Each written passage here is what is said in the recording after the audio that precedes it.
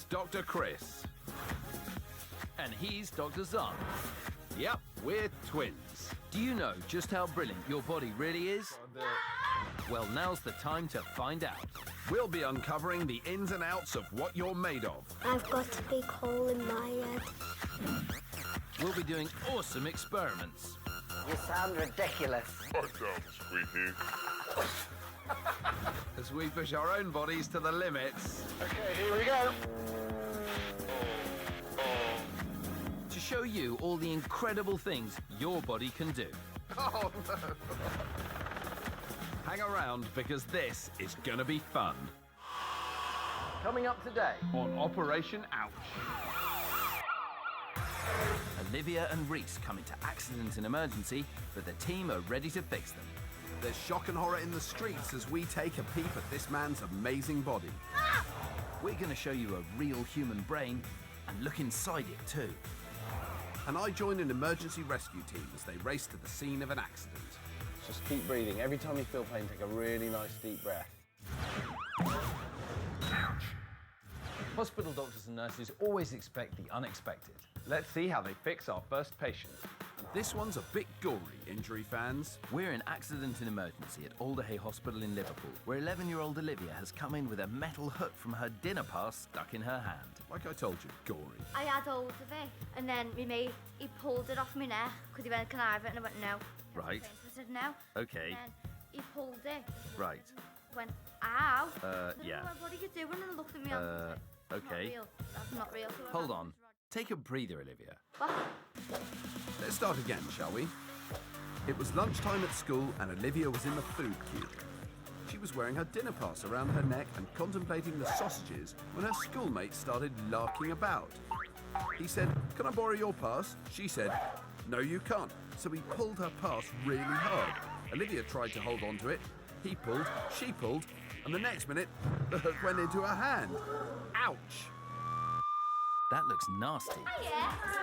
Not that Olivia seems too down about it. Still, Mum, Dad and Brother George have arrived for some moral support. So, what do you think of your sister's wound then, George? It looks like a pomegranate. A pommy what? A pomegranate that's got stuck in there with a hook. It's a blood clot, because if that wasn't there, then all the blood would just... Let's see what Nurse Laura makes of it. Well, we might need to have a little X-ray, just so we can see how deep it's gone and then how we're going to get it out. But Olivia's mum raises another problem. Olivia is due to take part in her school play tonight. She's supposed to be in Bugsy Malone drama production and she's wanting to still be in the show. Is it a practice tonight? No, it's a proper one.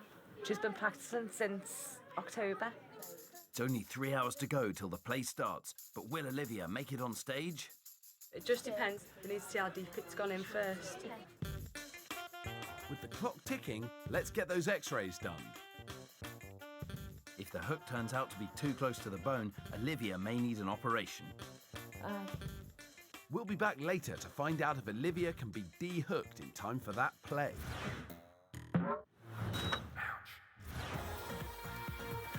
This is our lab, where we're going to do some incredible body experiments. That really hurt. Just don't try anything you see here at home. Today, we're sneezing. I'm going to show you something about sneezing that you won't know. And Xand, I'm pretty sure that even as a doctor, you won't know this either. First of all, I need to get Xand to sneeze.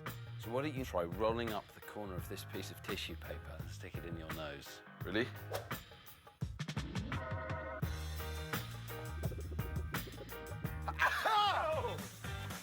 Xand, cover your mouth.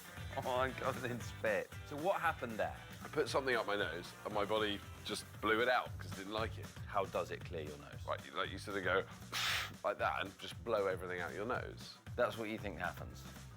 Yeah. This is really good. So even doctors honestly think this happens when you sneeze, and that is completely wrong. So you don't blow anything out your nose when you sneeze. Everything comes out your mouth. And we can prove it to you if you look at this video of me sneezing. Okay, here we go. I'm going. I've gone. That's all saliva that was in my mouth, but nothing is coming out of my nose. It's only after I sneeze that my body will create mucus to flush out whatever irritated my nose in the first place. And that's when snot will come out of my nostrils. So we've shown you that when you sneeze, the spray only comes out your mouth. But imagine if Chris had been ill when he sneezed. Every single one of those droplets could have contained disease-spreading germs, and that's why it's so important to cover your mouth. Now we're going to show you just how big and powerful a sneeze can be. We're going to create our own work of art. We'll both drink different coloured liquids, then get a sneeze going to create our masterpiece. Get ready for germ art. Okay, so you're going to go first?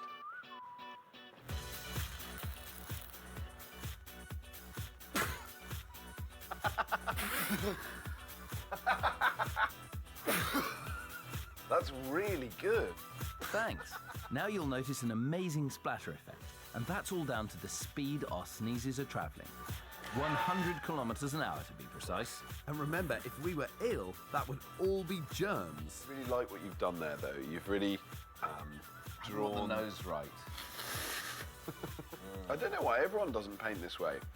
Now, with all this sneezing, look what started to happen. Yep, snot. And that's the mucus our bodies have created to flush out what was making us sneeze. I hope we've painted for you a clear picture of why it's so important to cover your mouth when you sneeze. Use a tissue or do it into your elbow.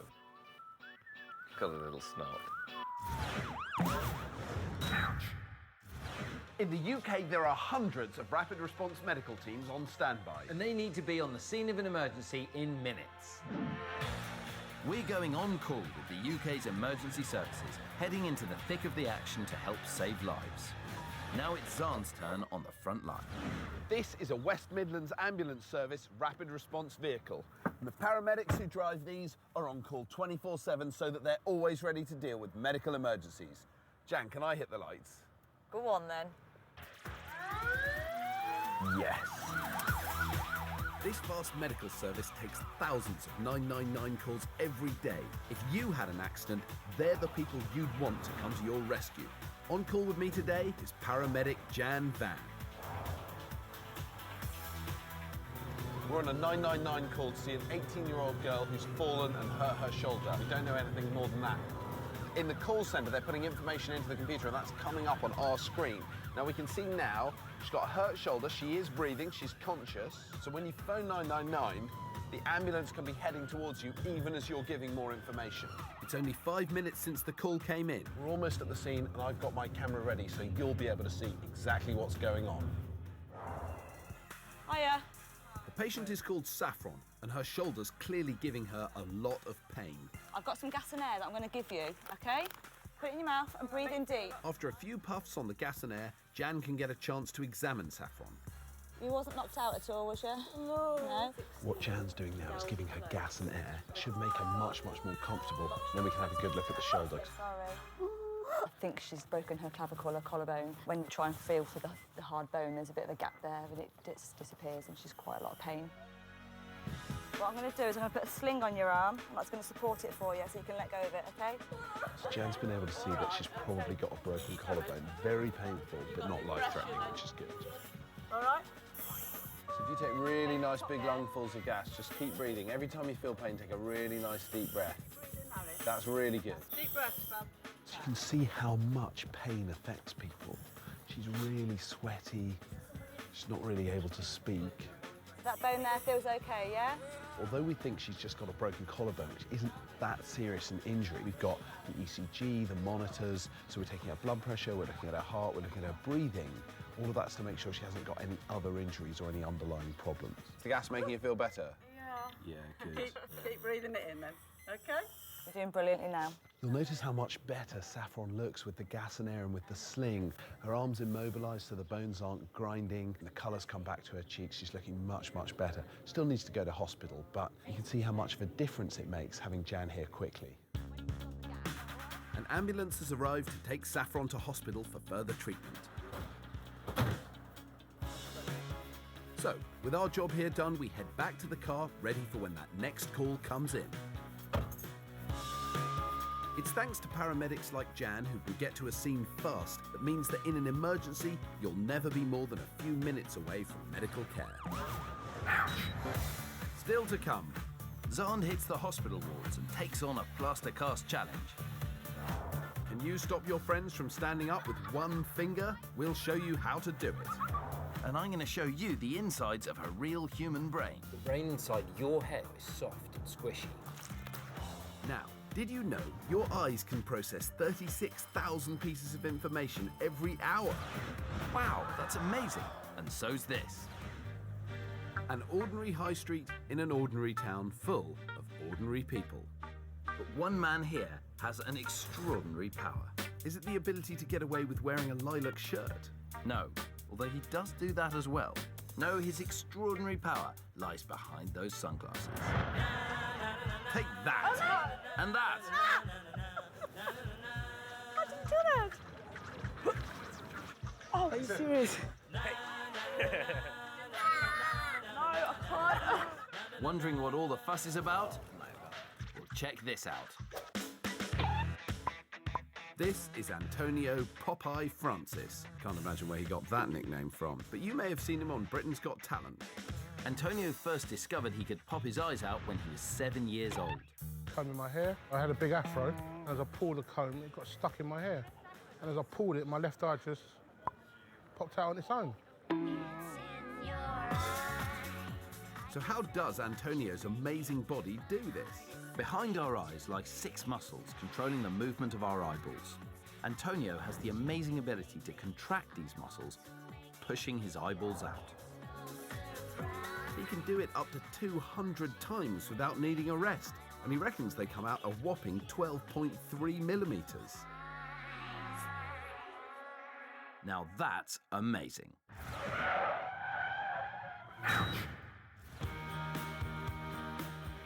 It's nothing like Antonio. Let's head back to accident and emergency to see where we're at with our patient.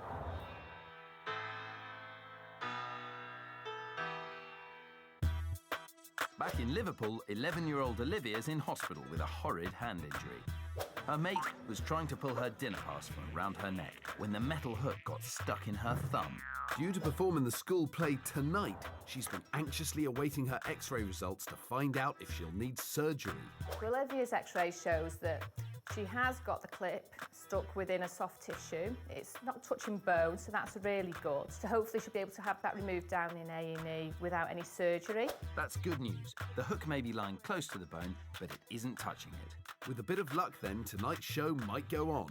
Thank you. Meet nurse practitioner Julia Maxted. She'll be the one hoping to unhook that hook. But first... Put your lips round that, and then just take nice deep breaths, and it'll make a funny noise. That's it. Although Olivia doesn't need surgery, removing the hook will still be painful. So, to numb the pain, Nurse Julia gives our patients some gas and air. It's often called laughing gas, and you can see why. Boss? Laughing gas is a mixture of nitrous oxide and oxygen. As you breathe it in, the gas numbs the pain receptors in your brain, making things hurt less and giving you a giggle along the way. With Olivia looking relaxed, it's time to tell the hook to sling its hook. You're being brilliant. You are brilliant. Is that making you laugh? All right. That's not, though. If it hurts, keep puffing on that. Nurse Julia is carefully trying to ease the hook out. Yeah. It's nearly there. Done? All done. Yes, it's out. The trickiest thing was opening it up. The clamp bit was quite stiff. Have another puff, keep puffing. Just give it a little click.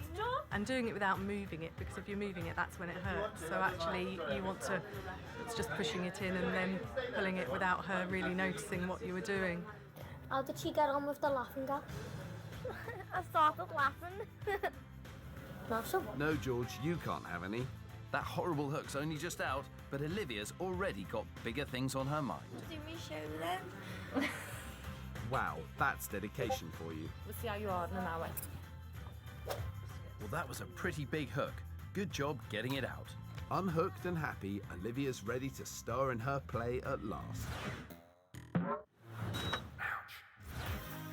We've got some incredible body tricks to show you. Want to find out how to stop your friends moving with just one finger?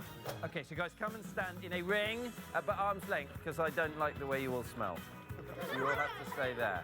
I'm going to stop you from standing up with one finger. No, you're not. OK, Xandi, sit down. OK, now I want you to put your head against the wall. OK, and I'm going to stop you standing up with just one finger there. OK, so now try and stand up. Stand up. So what you've got to do is make sure that your hands are on your knees and you're just using one. Now, do you think one of you could stop Xand standing up? Who's the smallest? So why don't you come forward, put the point of your finger like that. Have you got long nails? You'll never stop me, Faisal. OK, now Xand, Never do. ready? It's not just Xand that can't stand up, though. No one can.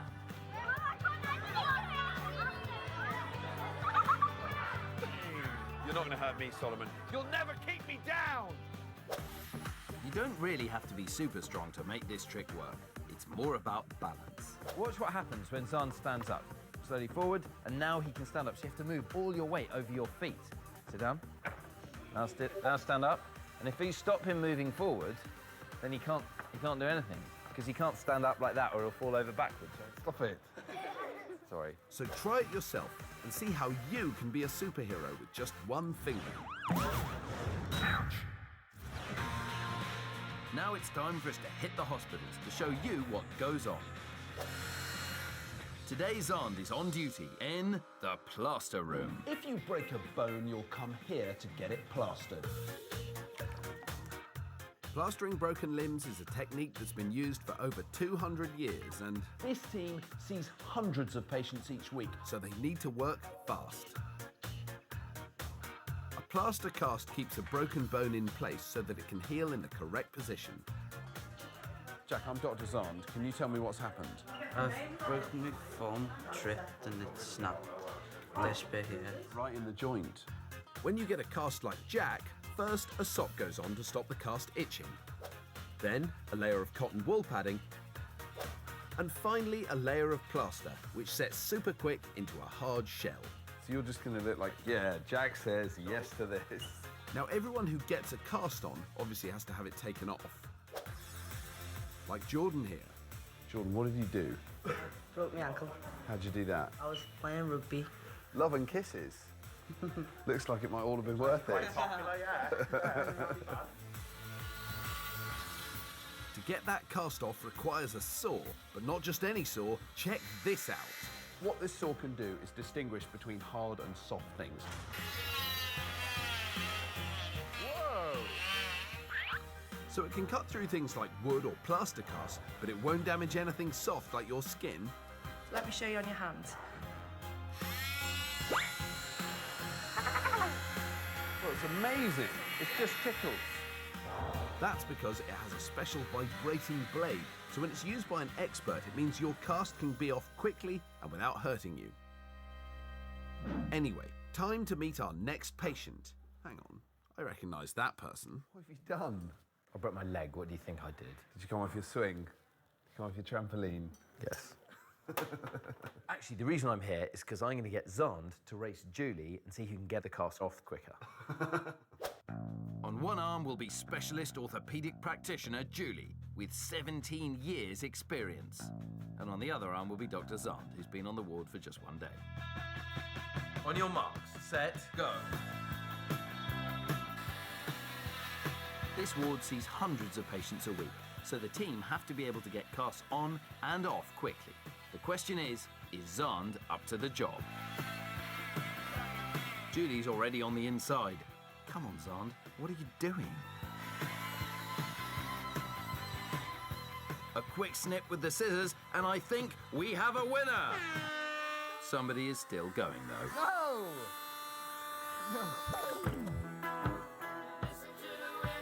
Am I winning? Let me think about that. No. Oh my goodness, is he ever gonna finish? Yes! About time, too. What was the margin? Julie, you finished in an impressive 51 seconds. Xand, you took just under 5 minutes. If you worked here, we which would be ridiculous, Julie would see 5 times as many people as you. That just goes to show how skilled experts like Julie are. So if you break a bone, you'll be in safe hands, quite literally.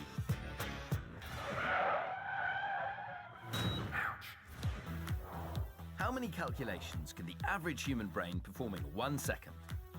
Is it A, 10,000, B, 10 quadrillion, or C, 1, especially if you're in maths class? Believe it or not, the answer is B. Your brain really does perform 10 quadrillion calculations a second. Which means your brain is the most complicated computer on the planet. So why is it so wrinkly? This is a case for Investigation Ouch. I'm here at the Brain Cut Room at University College London, and I'm about to get very close to a real human brain.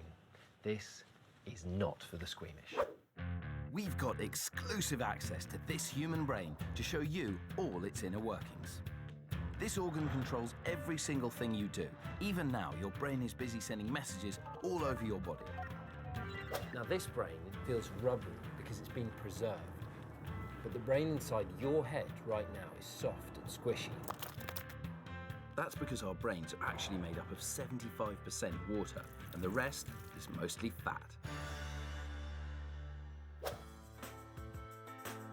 The average adult brain weighs 1.5 kilos. That's as much as 3 tins of baked beans. Try picking them up and you'll see how much weight a neck has to carry. But there's more to find out than that. So let's pick the brains of a specialist. Meet Dr. Helen Ling, a brain doctor or neurologist. So Helen, why does the brain look like this? Why is it all wrinkly? Well, the surface of our brain is actually folded. These bumps and grooves increase the surface area of our brain. So if we unfolded all this, it would be enormous. And we'd need a head the size of a surfboard. How does the brain sit inside the skull? Is it just resting gently on the bones? Oh, our brain is actually surrounded by a clear, colorless fluid, and it acts like a cushion that protects the brain. So it's like when you're at the swimming pool, if you go and lie on a lilo and you feel very weightless, that's the same thing the brain is doing. It's just chilling out in this fluid inside your skull. Hey, baby. But it does a lot more than just chill out. This big, wrinkly structure is controlling your body 24/7. Yes, even when you're asleep. There are different sections in charge of different jobs, but which bit does what? Well, toward the front is the motor cortex. This tells you when to move by sending signals down your spinal cord. And when I'm hungry and my stomach's gurgling, which bit's doing that? It will be the hypothalamus. So this bit right in the middle of the brain? That's right, right here. So when I'm hungry, this bit of the brain, right in the middle, sends out chemicals that tell me to eat. And when I've eaten, it sends out chemicals telling me I'm full and I can stop eating. What about memories? Where are they kept? Well, the new memories are kept in the hippocampus, which is right inside here. You can actually see it over here. And the hippocampus is like a temporary drive in the computer, so new memory is kept there. But when we're asleep, the hippocampus backs up new memories so you can remember them years later. So, although the brain is full of fat and water, it's actually one of the most amazing computers on Earth. Not bad for something that looks like a sponge. It's time to meet another patient in the emergency department. The staff may think they've seen it all, but they won't be expecting this. Accident and emergency. Here, lives are saved. Doctors battle with serious injuries, terrible accidents, life and death traumas. So what terrifying problem has 13-year-old Reese brought in with him? Well, basically, I was watching television last night with my nan. Go on. And I was scratching my toenail and I picked it off. No way. You didn't. And I went to scratch my nose and the toenail went right off my nose. I'm sorry, what? He thinks he's got a toenail up his nose? Apparently. Reese was watching TV with his nan, chilling out, picking his toenails, as he do. I most certainly do not. When he pulled off a biggie, a right naily corker. But then his nose started itching. He wanted to scratch, and with that cheesy nail still on his finger, he went for it. Both nail and finger went up the hooter, but only his finger came out. And Reese reckons that bit of toenail is still stuck up there. Ouch. Just a silly thing that's happened. But yeah, I'm going to get laughed at tomorrow at school. Well, don't be too hard on yourself. There's a first time for everything. I got my fingernail stuck on my eye once. Right, so not the first time then. What is this, a hobby? So, top that. Enter Dr. Colin Campbell. Let's hope he's up to the challenge. So tell me, Reese, what's brought you into hospital today? I was picking my toenail and I went to scratch my nose, not realising the nail was still on my finger, and it went up my nose and I sniffed it off. Okay. He looks as bemused as me. Don't get told that very often. Very embarrassing. Which side of your nose has it gone on? It's my left nostril, it's gone right up. First, Dr. Colin tries to see if he can spot the chewed off nail. Must be a pretty sight up there. Hope you're enjoying the view. I can't see the nail now. Okay. So what I want you to do, just block that right nostril and as hard as you can. I just want you to blow out of your left one. Now this is the important bit. When you breathe back in again, don't breathe back in through your nose. Breathe back in through your mouth. So we're going to do something like this, okay? Off you go then. Keep going. Blow as hard as you can. We could be here a while. As you saw when we were sneezing, your nose and mouth are connected. It's a maze of passages and cavities, linking your nostrils to each other and your ears to your nose and throat. That's why, when you're sick, sometimes a bit comes out of your nose. Gross. Meanwhile, back with Reese, there's still no sign of that nail. Blow as hard as you can. That's it. Keep going. I never thought I'd be doing this when I come to work this morning. Surely it must be out by now. You'd have thought so. Oh, hang fire, we might have success. It's gone. Are you sure? It's made a runner. Yes, the nail has been nailed. But let's get another look up there, just to be sure. I can't see anything in his nose. Can you feel anything? No, I can't feel it. You can't. Sometimes if you've scratched your nose, you know, on the inside, you can get a sensation that there feels like there's something actually inside your nose. You've not got that sensation now? No, it's gone. All right. Well, there you have it. As for the whereabouts of the missing toenail, nobody knows. I'm just happy that I can't feel it and it should be gone. The moral of the story is, don't pick your toenails and don't put them up your nose. Next time. There's a jaw that's been dislocated. I let a blood-sucking leech feed on my arm. And which of these two have the largest tonsils? We'll find out after surgery. So, join us for another Operation Ouch.